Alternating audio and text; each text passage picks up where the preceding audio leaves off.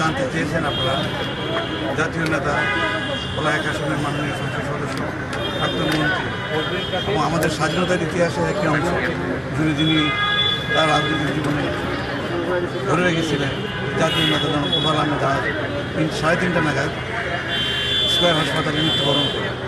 আমরা তার বিধি আত্মার মাগফিরাত কামনা করছি এবং তার ইতিহাস তুলে ধরবার জন্য সবাইকে আহ্বান জানাচ্ছি। তোফায়েল আহমেদের সাথে আমার স্কুল জীবন থেকেই পরিচয় এবং সম্পর্ক।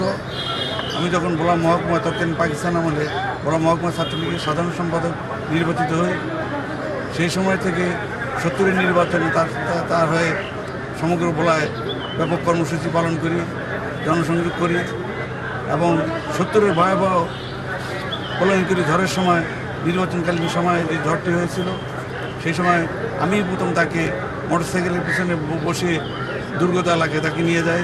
এরকম অনেক স্মৃতি রয়েছে এবং বঙ্গবন্ধু জাতির জনক ভোলা সফরকালীন সময় লঞ্চে করে তিনি সহ তোফায়েল ভাই সহ আমরা মনপুরে যাই ঘূর্ণিঝড় বিধ্বস্ত এলাকা পরিদর্শনের জন্য। সেখানে গিয়ে যে হাহাকার দেখে তিনি খুব বিচলিত হয়ে পড়েন এবং বঙ্গবন্ধুকে সমস্ত দৃশ্য দেখালেন।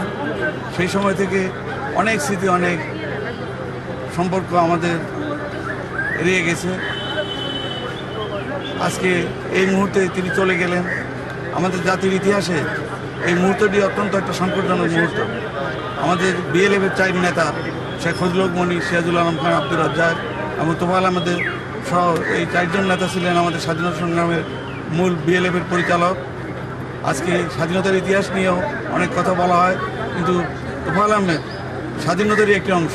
আমরা তাকে স্বাধীনতার, সম্পূর্ণ স্বাধীনতার একটি অংশ বলে দাবি করি এবং সেইভাবে আপনারা সাংবাদিক যারা রয়েছে, মিডিয়া, প্রিন্ট এবং ইলেকট্রনিক্স মিডিয়া, সবাই আপনারা এই বিষয়টি তুলে ধরবেন এবং জাতীয় নেতাদেরকে আমরা যদি সম্মান দেখাতে না পারি, শ্রদ্ধাবোধ দেখাতে না পারি, তাদের অবদান যদি স্বীকার করতে না পারি, তাহলে এটা আমাদের ব্যর্থতা, আমাদের দৈন্যতা হিসাবে চিহ্নিত হবে।